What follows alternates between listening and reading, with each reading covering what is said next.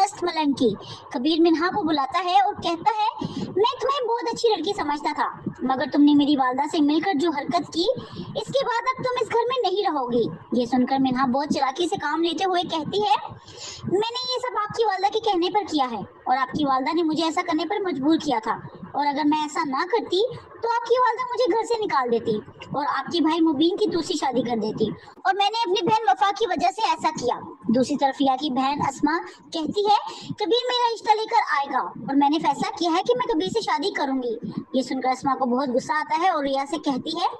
इस बार कबीर हमारे घर आया तो मैं कबीर को कत्ल कर दूंगी,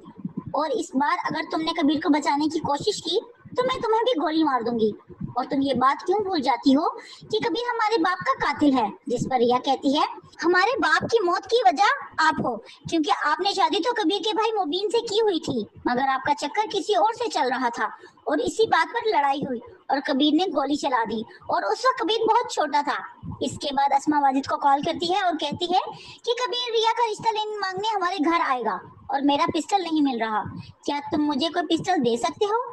ये सुनकर वाजिद बहुत खुश होता है और अस्मा को कहता है, यही अच्छा मौका है, तुम कबीर को कत्ल कर दो, और अगर तुमने ऐसा ना किया तो कबीर और रिया शादी कर लेंगे और फिर हमारी शादी कभी भी नहीं होगी। ये सुनकर अस्मा सोचती है,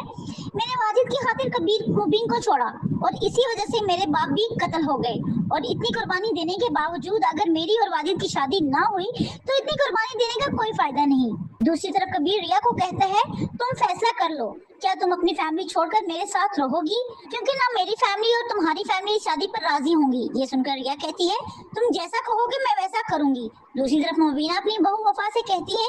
मैं तुम्हारी बहन मिन्हा की शादी एक शर्त पर कबीर से करूंगी कि तुम्हारी बहन मुझे वारिस दे देगी, और